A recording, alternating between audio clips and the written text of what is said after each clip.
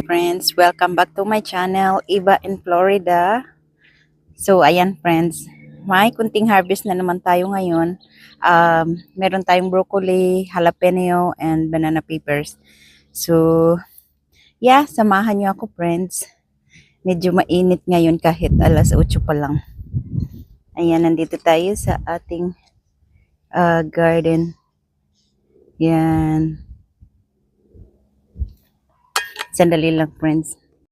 Tingnan niyo pala muna friends yung pangtanim ko na ubi. Ayan, kailangan ko na talaga silang itanim kasi tingnan mo, ang hahaba na ng mga ano niya, parang galamay. Kung saan saan na ito pang isa, oh. Kung saan na yan napunta. See, na ano na sa init. So, kailangan ko na talaga magtanim. Ayan, ito pang isa. Sandali, naputol na. Yan. Yan yung mga pinag-anuhan ko sa may dulo ba? Sa mga pinagamitan ko. Itong isa, tingnan niya, hanggang doon na siya. Kailangan niya na talaga ng lupa. So, itatanim ko din yan siguro mamaya. Busy lang talaga. So, ayan friends. Ang init-init nga talaga. Bilisan lang natin to. Sandali lang to friends ang ating video. So, okay friends. Umpisa na tayo. So, kukunin ko muna yung ating broccoli. Yan. Kasi parang masusubrahan na naman siya friends. Last na tong dalawa na to. Ayan pa yung isa. Yan. Isang lutuan na lang to. Dalawang peraso. See? Yan. Ang ating broccoli. Tapos yan. Ibibigay na naman natin yan sa mga manok dahil gustong gusto nila yan. Ito pa isa. Yan. Mainit na masyado ngayon. Kaya wala na tayong mga winter plants. Mamaya ko na yan bunutin. Tapos kukunin na natin tong mga jalapeno friends. Diyan muna yung broccoli. So, ayan kasi kung nakikita nyo. Ayan. Banana peppers. So, yeah. Jalapeno at banana peppers kukunin natin. Para magbunga pa sila ulit. Malalaki siya friends. Yung banana peppers natin. Pero hindi talaga katulad nung last year na super lalaki ng mga banana peppers ko. Ang dami kong napamigay nun friends. Yan. See, hindi na kailangan ng gunting. Nagdala-dala pa ako gunting. Ito kunin ko na rin kasi nagaano na sa lupa. Nagsayad. Sa isang puno. Oh, see. Gawin ko tong ano. Oh, anong tawag yan? Yung parang atsara. Pickle.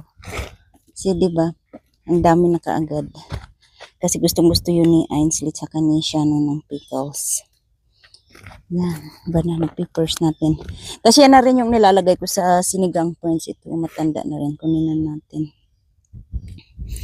Ito rin yung nilalagay ko sa sinigang. Pag nagsisigang ako.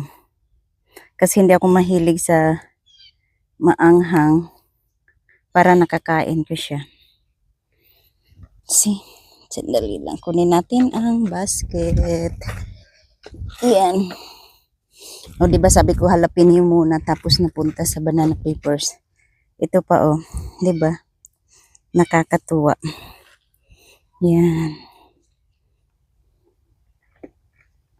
So, lagay natin sa freezer para pag may pagkailangan natin gumamit, kukuha na lang ako sa freezer. Ang dami.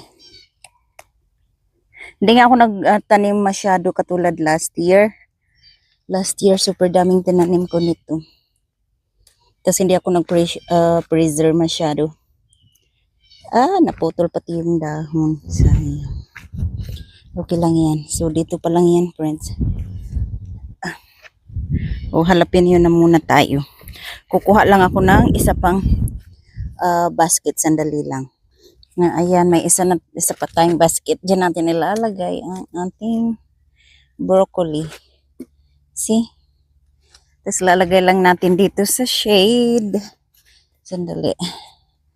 Para hindi maano sa init dahil super init talaga. So, dyan muna kayo. Tapos kukunin ko na ang jalapeno. May isang basket pa tayo dito. Iwan ko sana yung gunting ko. Hindi ko alam. So yan, jalapeno natin. Papakita ko sa inyo mamaya or kung mag-picture man na gagawa ko ng jalapeno popper kasi yun yung favorite na pagkain ni Shannon. Yung jalapeno lalagyan mo ng cream cheese tapos babalutin mo ng bacon. So yan medyo maliliit pa. Ito, yung mga ganyan, huwag mag-alala kasi sa pag water lang yan. Natatanggal na yan pag huhugasan mo yan. See? Ito, ang lalaki. Yan, perfect yan. Nahalapin niyo. So, nag-ano na sila. Ayan. Yan. Kukunin natin yung mga yan.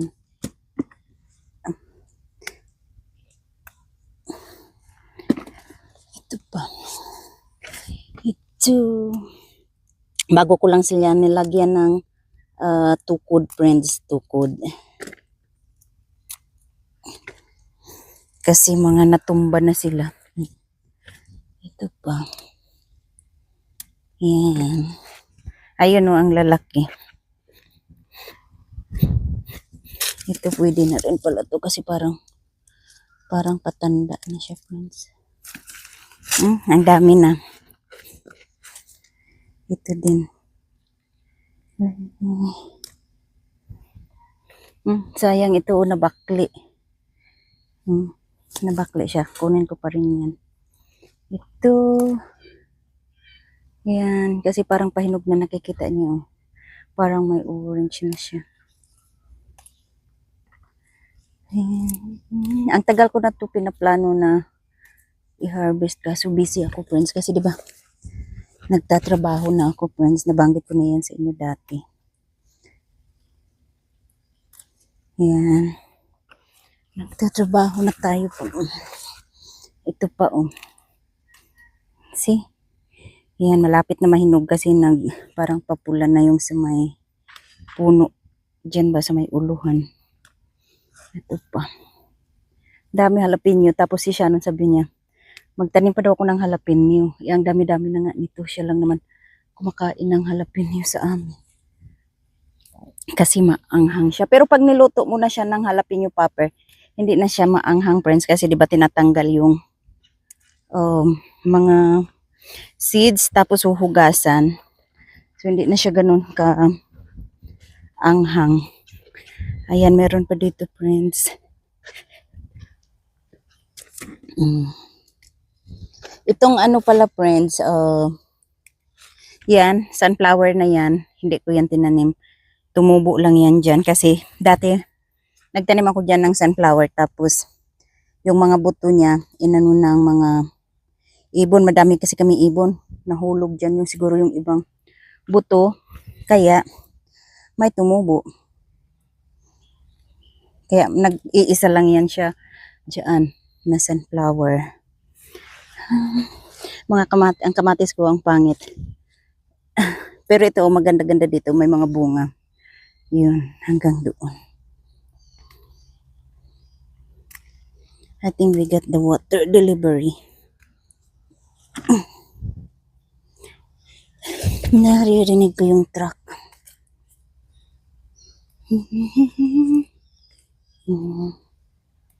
Ayan, friends. Kunti na lang to. Malapit na. Oops. Ayan, hindi ko alam kung nakikita niya. Ito. Diyan sila tumubo sa may.